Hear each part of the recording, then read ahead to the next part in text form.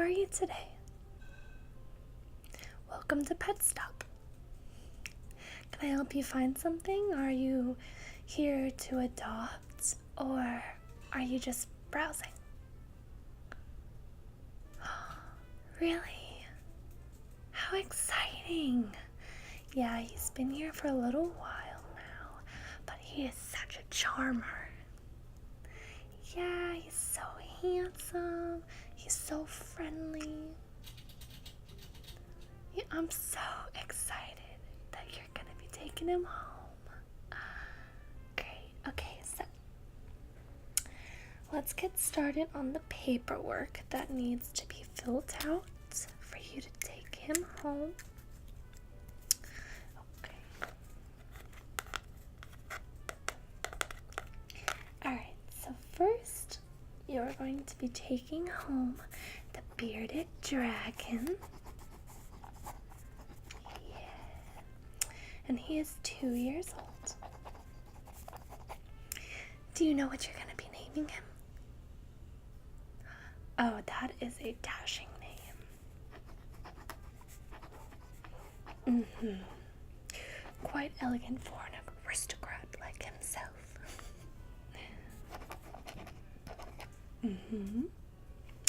Okay, and now I need your name. Owner is... And your last name? Can you spell that for me?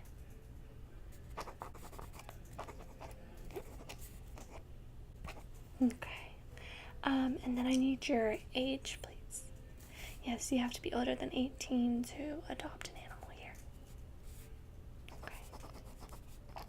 Okay. And I need your home address. Is that avenue or street? Okay. And zip code, please. Okay. I need a phone number that the store can reach you at. Okay. And then an email address, please.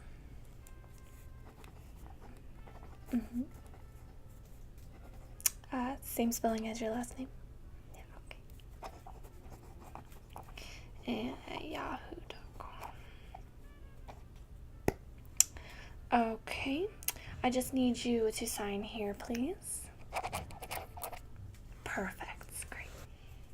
Okay, now that all the formalities are done, do you have an enclosure that you plan on keeping him in already? No? Okay. So, let's go over a couple things that you're gonna need for you and your new bearded dragon.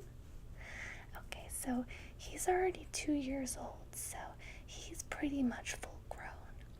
And so he's about 13 inches long. And so for an animal that big, I recommend you starting off with a 30-gallon glass terrarium. And I think you should get the 30-gallon breeder. Yeah, so it's about the size of the one I have right above me. Yeah, so a breeder means that it has more floor space than it does height. Yeah, so it's more room for the animal to roam around its cage. It'll be really good for an animal such as a bearded dragon because they do get quite large. Yeah. Okay, now for inside of the terrarium, there's different choices that you can have as substrate. However, I highly suggest you do not use sand. He's a really messy eater. He isn't the best at hunting his crickets and stuff. Yeah, he tends to overshoot every now and then when he goes to grab it. And so because of this, he ends up licking the things around him instead of getting the cricket. So if he were to have sand as his substrate on the bottom of the tank, he would end up eating a lot of that sand on accident, and that can impact him. Yeah, and it can make him really sick, and you'd have a lot of vet and medical bills that can be avoided very easily. So what I would recommend as substrate that I have used for many years and it's never failed me is just some reptile carpets.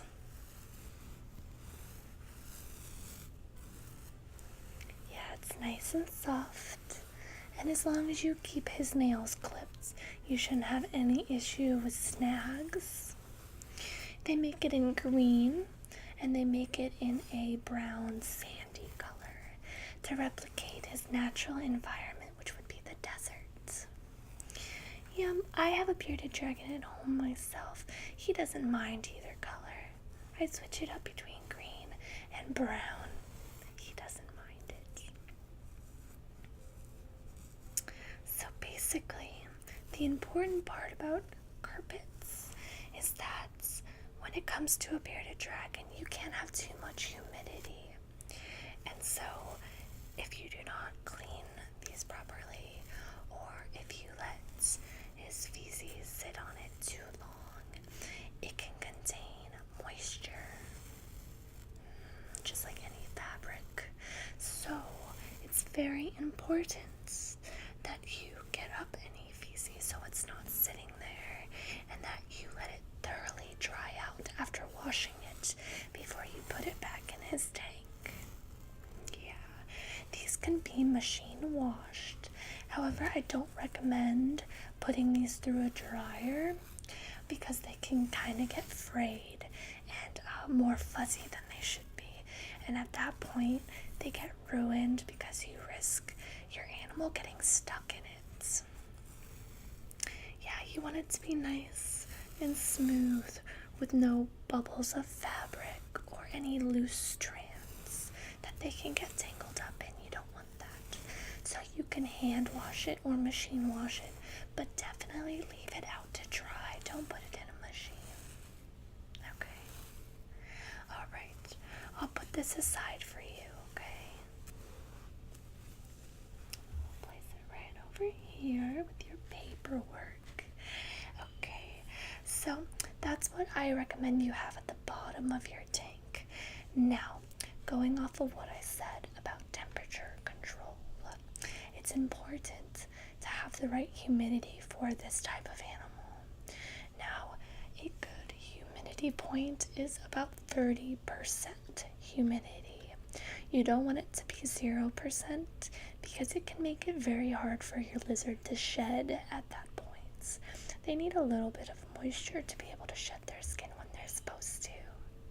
Yeah, they do shed. They shed about once a year as adults.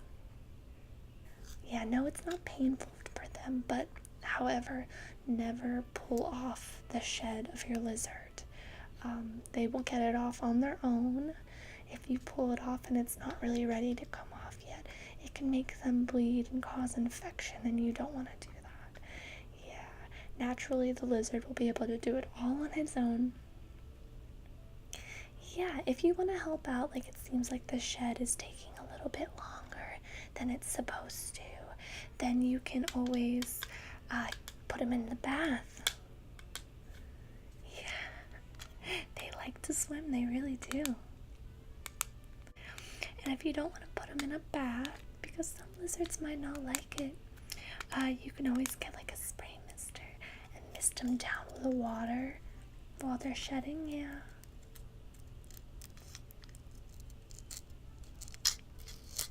This can replicate rain for them, and they might really like it.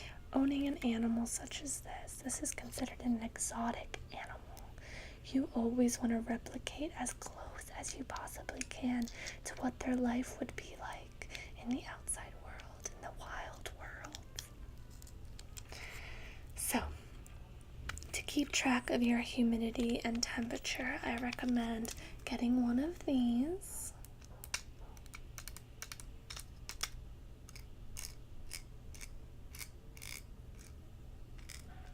This has a humidity gauge as well as a thermometer, and it kind of tells you that in this range would be desert, right here would be tropical, and then this is just, you don't want to get anywhere near this side, especially for a bearded dragon.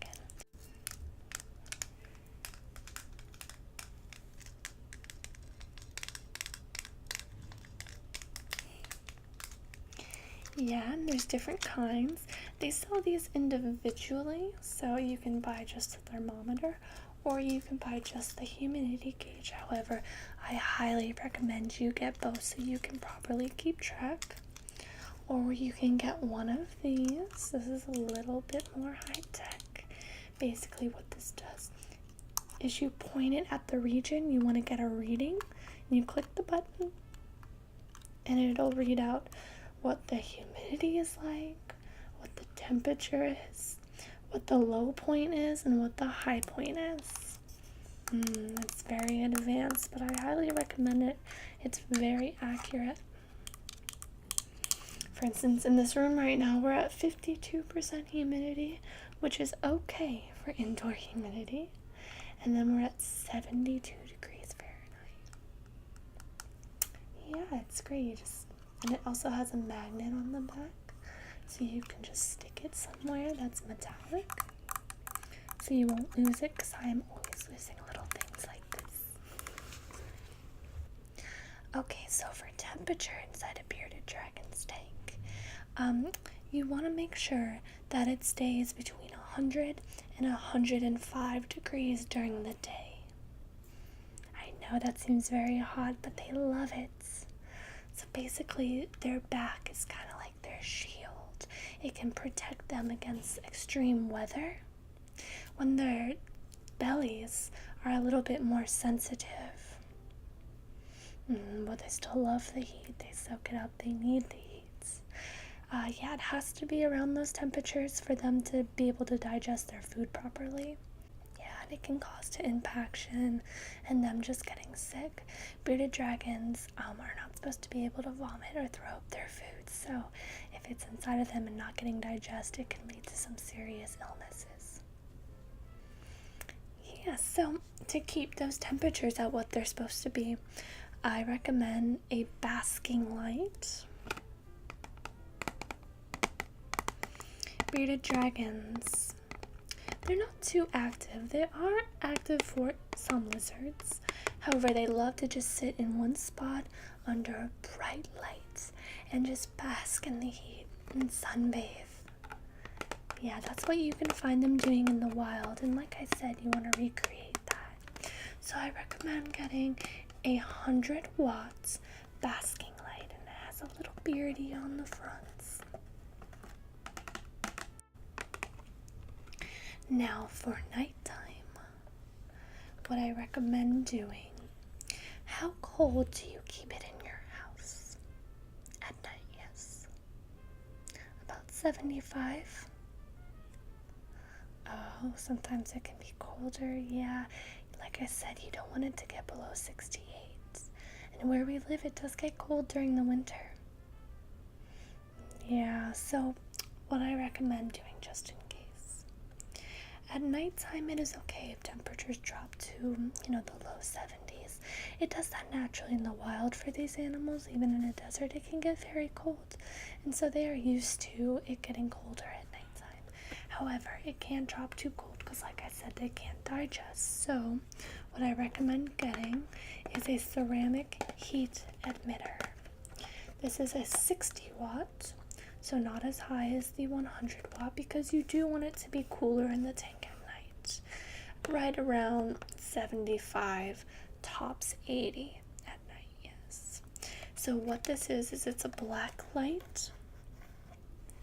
It won't emit any light at all because they do need a full cycle of the daytime and nighttime. Yes, they need 12 hours of light and about 12 hours of darkness. Just like it would be in real life. Yes, so when the suns come up, you turn on their basking lights. And when the sun goes down, you turn on their night light. And this will make sure that the temperatures stay where they need to be and you won't have to worry about it. It's very convenient and I highly recommend it, just to ensure the comfort of your pet. Now, in addition to these two lights, you will need a UVB light. These are in strips. I have them right over there. You can go take a look. I recommend getting the 12-inch ones. Yes, it needs to mimic the sunlight because you will not have the lizard outside where it will get the natural vitamin D and calcium that it would normally get from the sun and the sun's UVB rays. So you need to be able to mimic this inside their enclosure. So that's what that light does, and you would have it on the entire time that you have the basking light on. Those two, the basking light and the UVB, would be the daytime lights for your animal. Yes, and then at night you would only have the ceramic heat emitter on. Yeah, so those light bulbs just come with the bulbs. So you're going to need a housing for those bulbs. So for that, I recommend you get one of these. It's a dome combo. It has 2 slots for the lights. So since you're going to be getting a light bar for your UVB, you won't need to put this bulb in here. This is the basking light. So on this side you can have that nighttime ceramic light.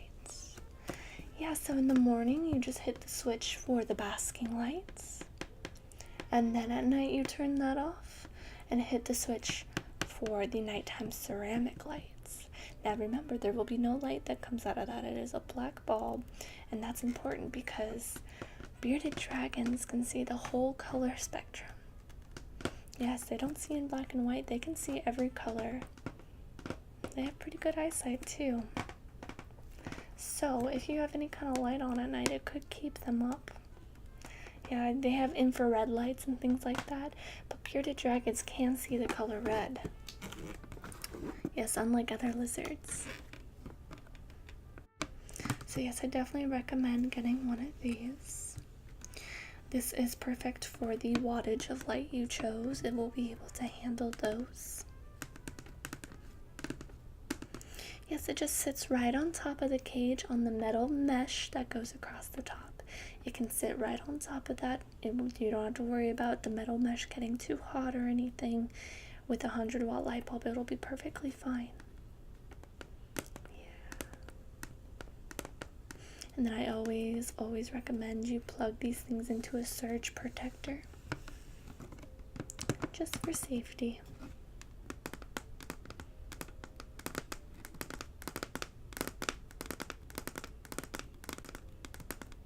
Yes, this is 100% aluminum, so you don't have to worry about anything catching on fire. It's one of the safest on the market. Yes. Alright, I'll put this to the side with your rug and your other lights. Yes, I think it's a very important thing to have. You have to have the proper lights for your lizard. You have to. Otherwise, they can get what is called metabolic bone disease. Yeah, that is very common when you don't have that UVB light strip for them. Basically, they're not getting the vitamins they need, and so it makes their bones not grow. They're, deficient in calcium. Yeah, and so they get a bone disease, and it can cause some pretty serious deformities, sometimes even death. So you need to have all those lights for this lizard. That's something you just kind of sign up for when you get one. But then you're set up for the rest of your lizard's life. Yeah, and hopefully it's a long one. Bearded dragons can live up to 10 to 12 years. That's quite a commitment, but it's a great one if you're ready for it. Yeah, so one of the last things I want to talk to you about is diet for your bearded dragon. Yes, there's quite a few things that you can do. Personally,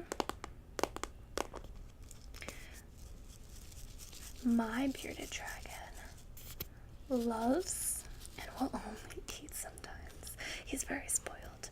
Super worms. Now, there's a little bit of controversy with feeding your bearded dragon mealworms, especially a young bearded dragon. However, as they get old, they can handle mealworms, but you want to find gut loaded. I know that sounds so gross, but you want want to find gut-loaded superworms. Gut-loaded means that they're fed things high in calcium and vitamin D and all the vitamins they naturally need. So when they eat the worms, they will be getting all those vitamins in return. This is a 50 count right here. This should be able to hold him over for about 2 weeks. I feed my lizard about 4 of these a day. Bearded dragons also love to eat adult-sized crickets or large crickets. Again, make sure they're gut-loaded. If your bearded dragon needs to put on a little bit of weight, I recommend waxworms. Do not feed these often, though, because they will make your bearded dragon gain weight. They're very high in fat. You can feed them other things such as dubia roaches. Yes, and as a treat every once in a while, I like to give the bearded dragons here a hornworm or 2. Yes, they're the green ones that you generally find on tomato plants. They're very yummy for your bearded dragons, I suppose, because they go crazy for them. But again, these are to be fed as treats because they do have a high fat content. So anytime you feed your bearded dragon, you need to dust whatever you're feeding with vitamins. You need to dust it with calcium, just a fine dusting. That way, they can get all the vitamins they need, even if they're gut-loaded. A nice dusting of this will not hurt. Now, I like to sprinkle calcium on all the protein I give the lizard. However, they need more than just insects. They need fruits and vegetables.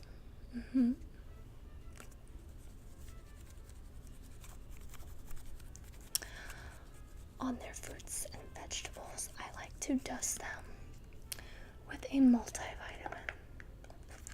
This is a very good multivitamin made by Repcal. It's made for all reptiles and amphibians, but it has some really good vitamins in it.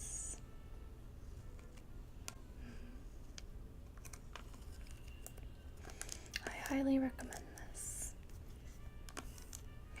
I would only sprinkle this on their fruits and vegetables about 2 or 3 times a week, though. Yes, but feed them fruits and vegetables daily, please. Yes. As for fruits and vegetables, they love their leafy greens. Yes, things like collard greens, dandelion greens are a real popular favorite. Bok choy and endive is good. And then fruit such as blueberries, strawberries, and papaya are a couple known favorites, just to name a few. They'll also enjoy carrots, and you can feed them broccoli as an occasional treat. My dragon goes crazy for broccoli because I think it's so crunchy and he really likes it, but he can only be fed it maybe once a month because it's really binding and it can back him up a little bit. Yeah. Okay, so I think you have all the basics down. Just as an additive, I would get a set of nail clippers because their nails do grow quite long. And like I said, if you're using carpet, you want to make sure that nothing is getting stuck to the carpet, such as their toes. Yeah, so if you keep their nails nice and trimmed, you won't have any issues and you won't have to have any scratches while you're trying to hold them. Yeah, they're pretty calm about letting you trim their nails. Just make sure to only trim the black parts and not to get their quicks because they can bleed if you trim their nails too short. But it's something that must be done because their nails will grow.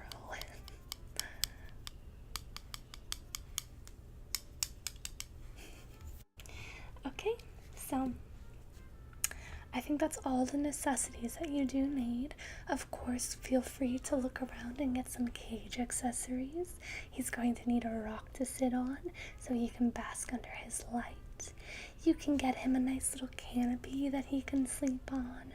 A couple fake desert plants, maybe. You can put in a nice piece of driftwood, because they do love to climb. They're not too good at climbing. They're not exceptional climbers by any means, so I wouldn't put anything too high up in the cage. And of course, don't put anything touching the screen at the top.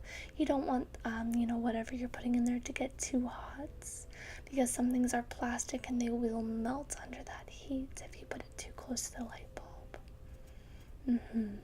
And also, given the chance, your bearded dragon will try to escape, so don't make it easy for him, okay? Yeah. Alright, well, aside from your bearded dragon that you're adopting today, do you have any other pets that you might need supplies for? Oh, really? Yeah, I actually have one right behind me. This is one of our dwarf hamsters. She's up for adoption. Her name is Bunny. Okay, what kind of bedding are you using right now? Okay, yeah, I always recommend paper shavings. It's just safer and a little more comfortable for the animal.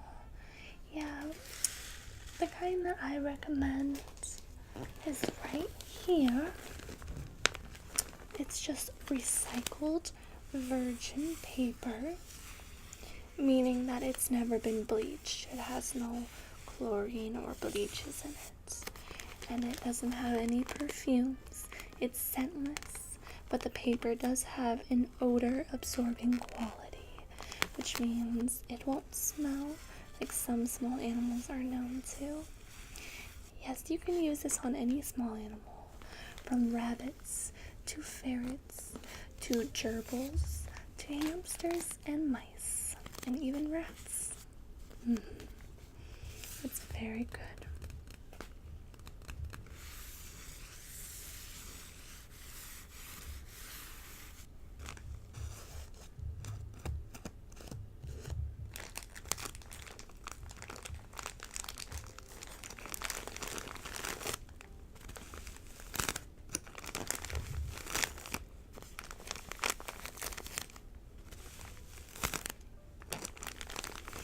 What is your dwarf hamster's name?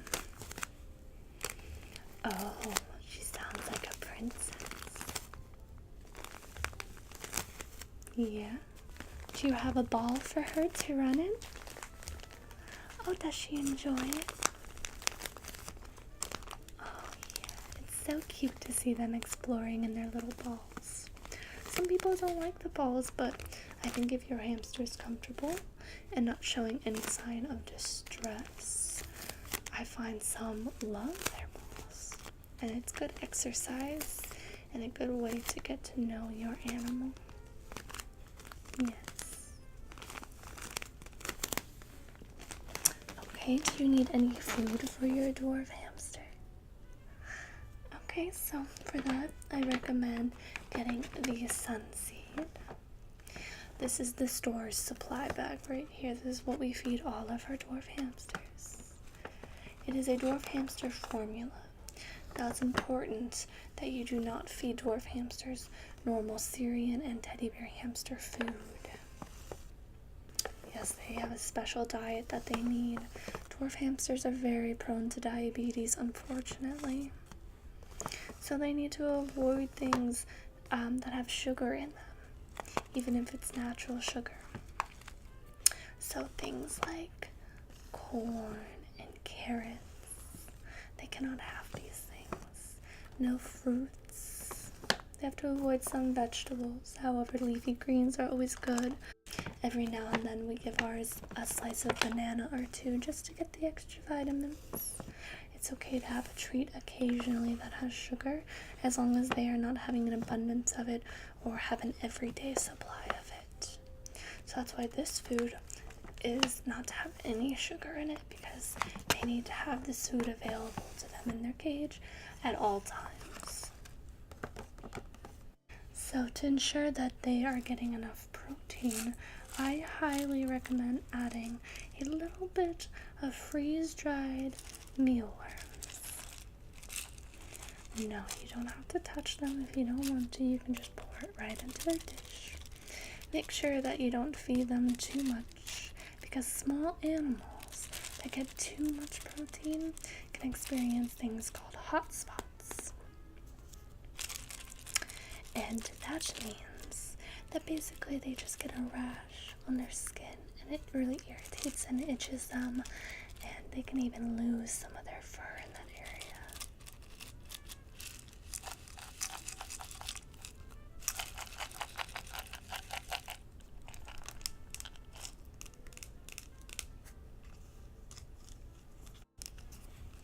Yes, and as a treat, lastly, for your beloved little baby, for our hamsters, we like to give them some millet seed. It's also called spray. Birds also love to eat this, but your small animal will go crazy for it. It's good for their teeth because they have to pick it off the vine that it grows on. And it's something to do to keep them busy and active and to enrich their environment. Yes, I highly recommend this. It has a lot of crude protein, crude fat, crude fiber.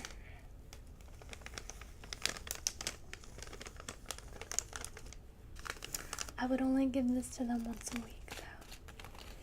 Too much of anything can be bad. Just make sure they get their daily food every day. Is there anything else I can help you with while you're here? Great, I'm so glad that I was able to help you get everything set up for your new addition to the family. Yeah. Hey John, do you mind packaging up the bearded dragon? Yeah, he's going home today.